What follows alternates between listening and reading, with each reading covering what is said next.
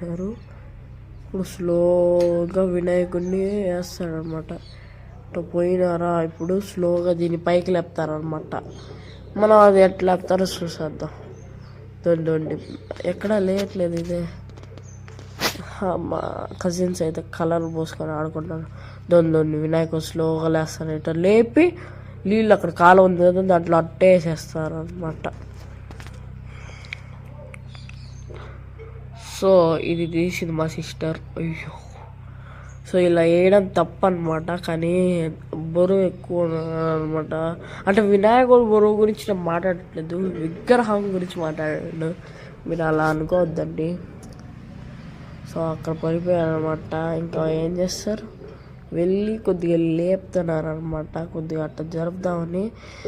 మీకు ఫస్ట్లో చూపించాను చూడు, బుల్లి వినాయకుడు హాఫ్గా ఇరిగిపోయాడు అనమాట. వస్తున్న దానిలో అక్కడ బెండ్లో